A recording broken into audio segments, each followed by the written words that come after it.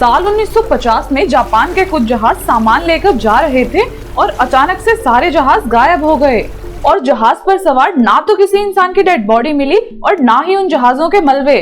तब 1952 में Japanese government ने कायोमारू 5 नाम के जहाज को वहां की मिस्ट्री के बारे में पता लगाने के लिए, वहां के बारे में इन्वेस्टिगेशन करने के लिए भेजा, उसी सेम लोकेशन पर जहां पर पहले जहाज गायब हुए थे। बट ये मिशन अनसक्सेसफुल रहा। जहाज पर मौजूद 22 क्रूमैन और 9 साइंटिस्ट भी गायब हो गए बड़े ही रहस्यमयी तरीके से। और दोस्तों ये जगह है ड्रैगन ट्रायंगल।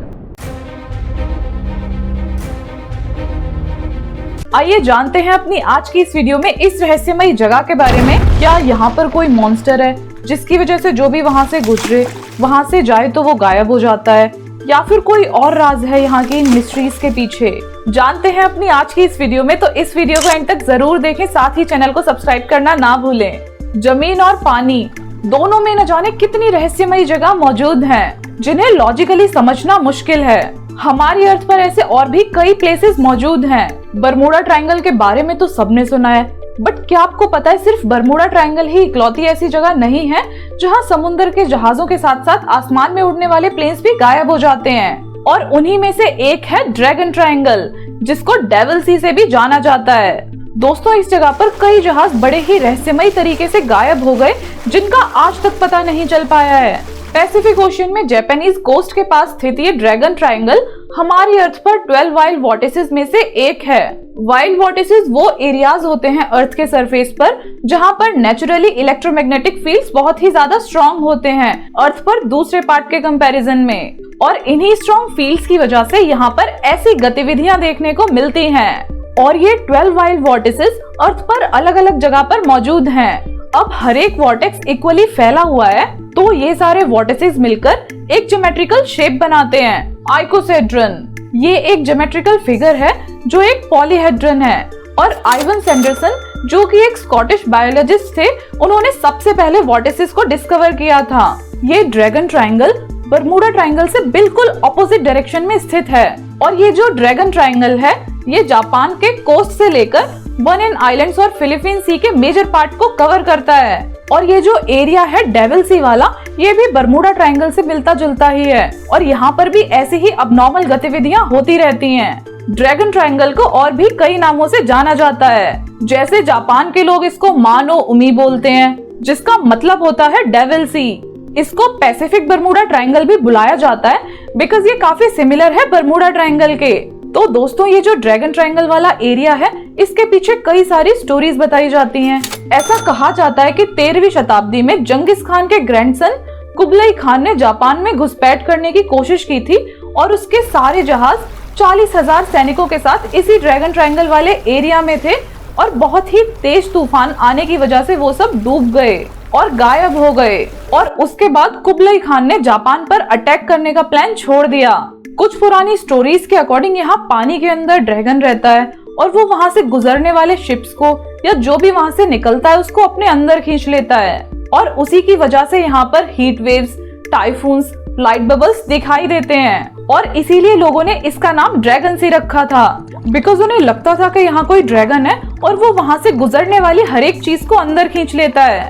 तो ऐसी कई सारी स्टोरीज हैं इस एरिया को लेकर, यहाँ की मिस्ट्रीज को लेकर, बट इन पे विश्वास करना थोड़ा सा मुश्किल है। फिर बाद में कुछ 1940 से 1950 के बीच इस जगह पर कई मछली पकड़ने वाले जहाज और मिलिट्री वेसल्स और यहाँ से निकलने वाले कई जहाज गायब हो गए।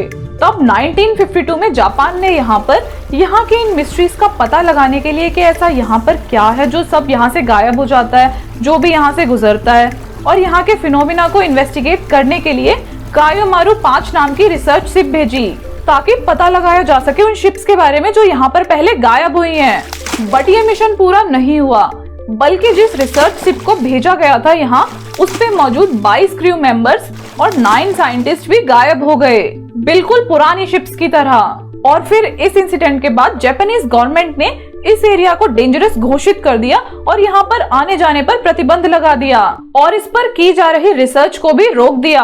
तो इस ड्रैगन ट्रायंगल के बारे में यहाँ की मिस्ट्रीज को लेकर कुछ साइंटिफिक एक्सप्लेनेशंस भी दी गई हैं। स्कॉटिश बायोलॉजिस्ट इवन सैंडरसन के अकॉर्डिंग ये जगह 12 वाइल्ड वॉर्टिसेस में से एक है। तो ये जो प्लेसेस हैं जहाँ जहाँ पर ये वॉर्टिसेस मौजूद हैं वो जनरली वो एरियाज हैं जहाँ पर हॉट करंट्स और कोल्ड करंट्स क्रॉस करते हैं, और यही कारण है इस सी में शिप्स के गायब होने का। यही करंट्स इन एरियाज में इलेक्ट्रोमैग्नेटिक डिस्टरबेंसेस क्रिएट करते हैं, जिसकी वजह से यहाँ से गुजरने वाले प्लेन्स, शिप्स इसके अंदर डूब जाते हैं। और एक और साइंटिफिक रीजन भी है इस जगह का। तो इस एरिया में कई अंडर वाटर वॉल्केनोज हैं जिनकी वजह से शिप्स गायब हो जाती हैं। यहाँ पर वॉल्केनोज के इरप्शन से ही यहाँ पर ये होता है, और स्टोरीज बना दी गई कि ड्रैगन शिप्स को अंदर खींचते हैं। और इन्हीं अंडर सी वॉल्केनोज और सेस्मिक एक्टिविटीज की वजह से मरीन स्कॉलर्स के अकॉर्डिंग यहाँ पर इस तरह की एक्टिविटीज होती हैं। अब एक और साइंटिफिक रिसर्च के हिसाब से ये जो ड्रैगन ट्रायंगल वाला एरिया है, यहाँ पर नीचे समुद्र के सरफेस पर बहुत ही लार्ज अमाउंट में मीथेन हाइड्रेट्स प्रेजेंट हैं। तो जब वहाँ पर टेम्परेचर इंक्रीज होगा तो मीथेन हाइड्रेट्स की प्रेजेंस की वजह से वहाँ पर विस्फोट होगा, और इसी विस्फोट की वजह से जो आइस लाइक डिपॉजिट्स होंगे सरफेस पर, वो सरफेस से ब्रेक हो जाएंगे और ऊपर की तरफ आएंगे, और इसीलिए वहाँ के वाटर सरफेस पर बबल्स दिखाई देते हैं जो आसानी से एक जहाज को डुबा सकते हैं और कोई मलबा भी नहीं बचेगा। दोस्तों 1989 में American writer and paranormal activity theorist Charles Berlitz ने एक बुक लिखी, द ड्रैगन्स ट्रायंगल। इन्होंने इस बुक में डिटेल रिसर्च बता रखी है डेविल सी की एक्टिविटीज के बारे में, और इस बुक के अकॉर्डिंग इन्होंने ये क्लियरली बताया हुआ है कि इस एरिया को जापानीज मैप्स में डेंजर जोन में कंसीडर किया जाता है। ये वही ऑथर है जिन्होंने बरमूडा ट्रायंगल पर भी बुक लिखी थी। दोस्तों पैसिफिक बरमूडा ट्रायंगल को लेकर कई थ्योरीज और अनुमान लगाए गए हैं कि यहाँ पर ये पैरानॉर्मल एक्टिविटीज के पीछे क्या कारण हो सकते हैं, बट इन सब के बावजूद साइंटिफिक एक्सप्लेनेशंस और मिथ्स को साइड में रखकर ये कुछ उन फिनोमिना में से है जो आज भी ह्यूमन कंट्रोल से बहुत दूर है। दोस्तों कैसी लगी आपको हमारी आज की ये वीडियो? अपने व्यूज हमें कमेंट्स में जरूर बताएं, और अगर इस वीडियो से आपको थोड़ा सा भी कुछ नया जानने को मिला हो तो please support us by subscribing our channel. We need your love and support. Thank you for giving your precious time.